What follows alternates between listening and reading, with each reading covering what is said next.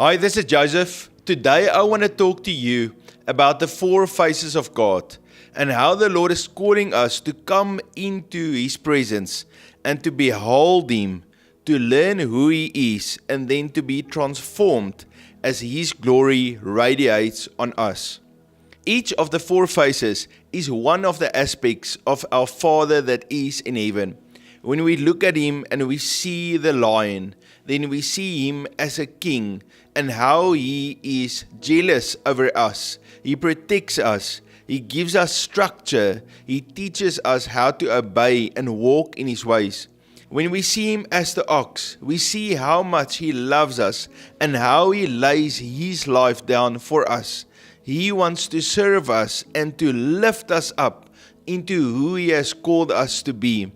When we see Him as the eagle, we see the wisdom and the understanding and the knowledge that flows out of Him, the patience that He has with each one of us to train us and to equip us so that we can be like that eagle, to fly high above the storms, to have His perspective.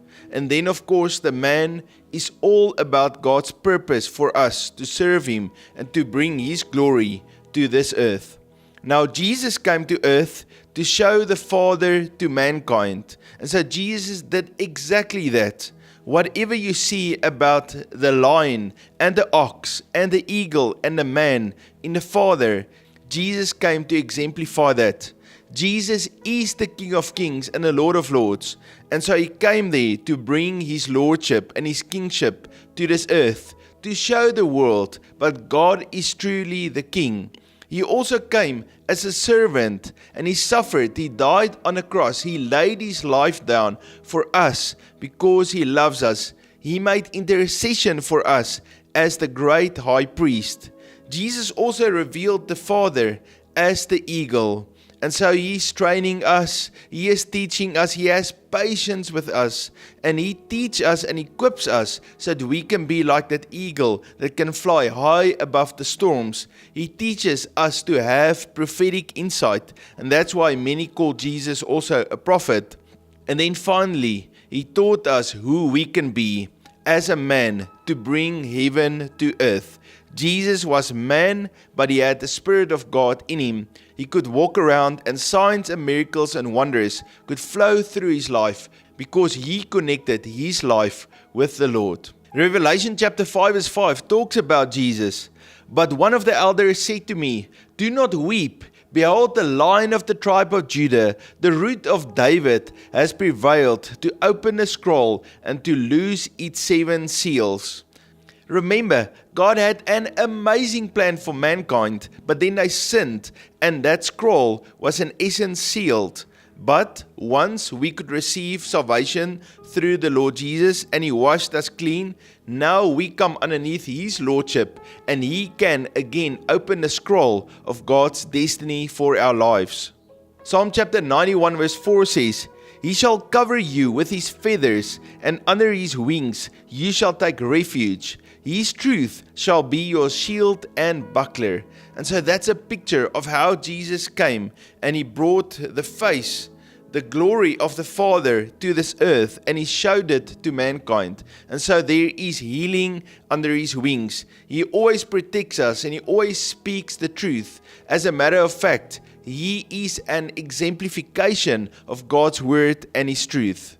And then in John chapter 10 verse 11, "I am the good shepherd. The good shepherd gives his life for the sheep." And so Jesus is our good shepherd. He gathers us unto Himself. He is our King, He's our Lord, but He also takes care of us.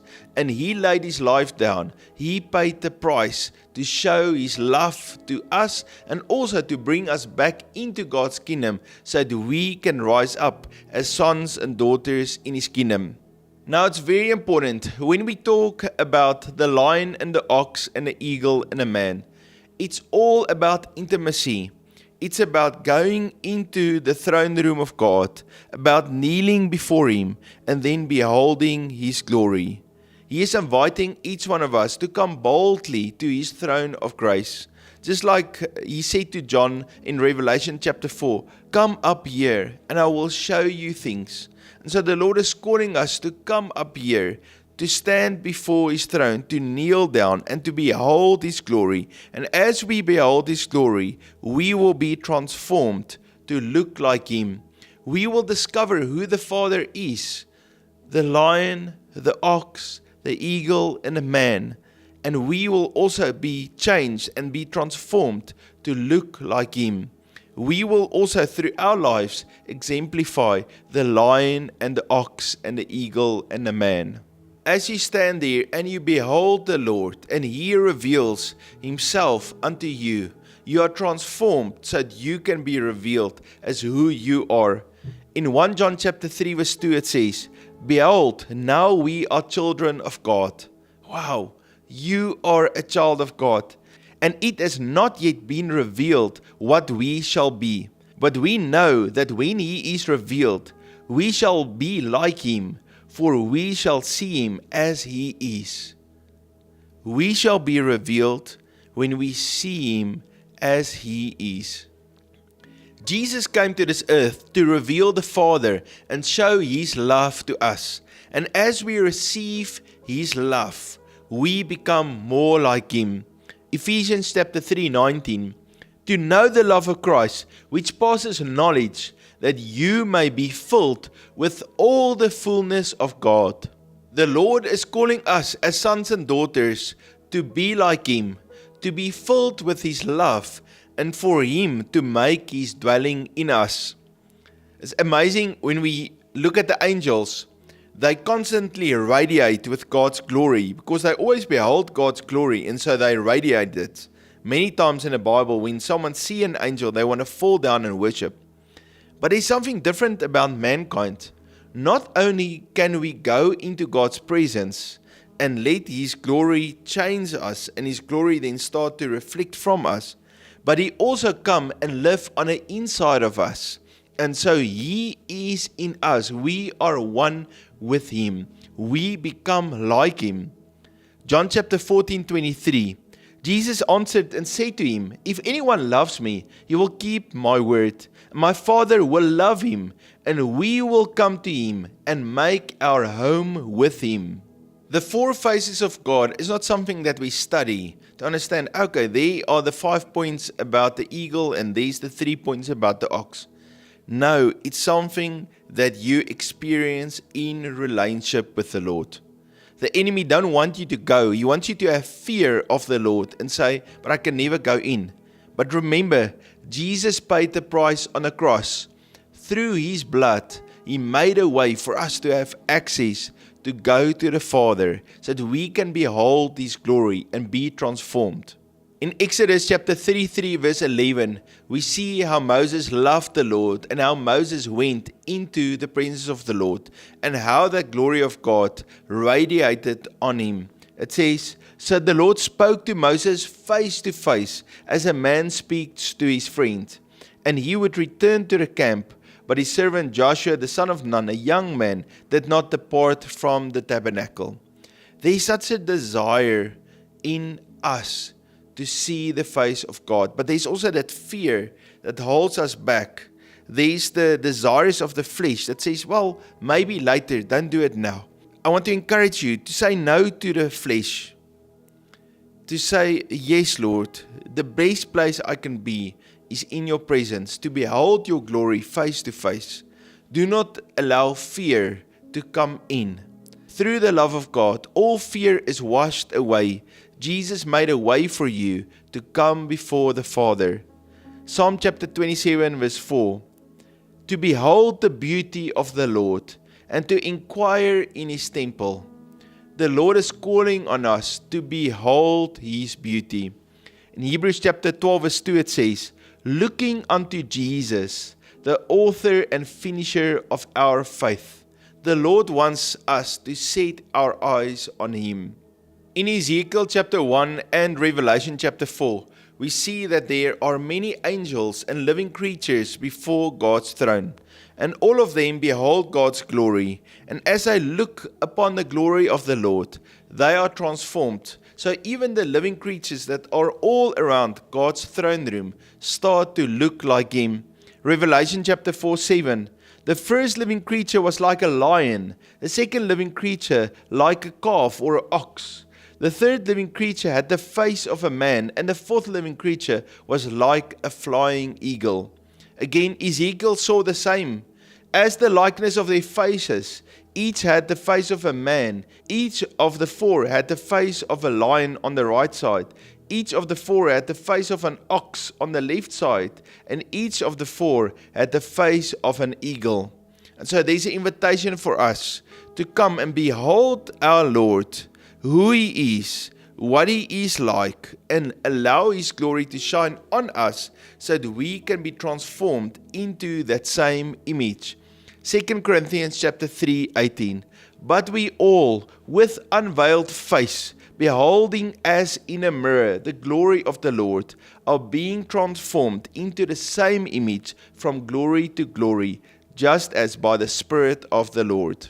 The transformation that we experience when we behold the love and the face of God is slow and is a step upon step, glory to glory, line upon line. It's interesting with Moses. Moses went in, behold the glory of God. He spent that time in God's presence, and then he came out again. People spoke to him, life went on, and then the very next day he went back into the tabernacle, and then he came back, and he continued like that for 40 days. But after 40 days of beholding the glory of God, Moses completely changed. His face started to shine with God's glory. When people saw the face of Moses, they became afraid because they could see the glory shine out of him. I would just imagine maybe Moses' face was shining like a lion, and then his face changed into that picture of the ox, and then his face changed into that image of the eagle, and then finally his face changed back into a man, and it just continued to morph like that as the glory of God was shining out of Moses, and he started to look like God. I would understand that people was afraid, and Moses had to put a veil over his face. Exodus 34:29-30. Now it was so, when Moses came down from Mount Sinai, that Moses did not know that the skin of his face shone while he talked with him. So when Aaron and all the children of Israel saw Moses, behold, the skin of his face shone, and they were afraid to come near him. Now let's look at each one of the four faces of God. And of course the first one is the lion. And Jesus is our King. He is the lion. He's the one that protects us. The lion is the predatory protector of the pride. He establishes boundaries and territory. He instills fear and dominion. He roars. He overshadows. He gives life. He is connected to the Spirit of the Lord and the fear of the Lord. Okay, so the Spirit of the Lord is all about structure and purpose, and then the fear of the Lord is all about obedience, to surrender under His lordship and His kingship. Proverbs chapter 19 verse 12. The king's wrath is like the roaring of a lion, but his favor is like dew on the grass. Amos 3:8. A lion has roared, who will not fear? The Lord God has spoken, who can but prophesy? The ox is all about serving and being obedient to the Lord. And so the ox represents bearing humanity's burdens, training through yoking. So now it's interesting, the yoke, when we are yoked with Him, He trains us. We walk with Him, He serves, and we also learn how to serve. But when the scripture says the anointing oil breaks the yoke, that yoke is that yoke of bondage that the enemy wants to put on us. But as we grow and we are strengthened with the anointing of God in us, then the yoke that the enemy placed on us actually breaks because of the ox in us that grows, and it just breaks that yoke. The ox is all about obedience, patience, endurance, and it's connected to the spirit of might. Moses served the people of Israel, and he showed the ox, the servant, to them. They wanted to worship an ox, but they also had this idea of a false god, and so therefore they made a golden ox to worship, which was a false opposite version of who the Lord really is. The Lord is a servant, and He will teach you how to rise up in your authority as a son and a daughter of God. Matthew chapter 11:29.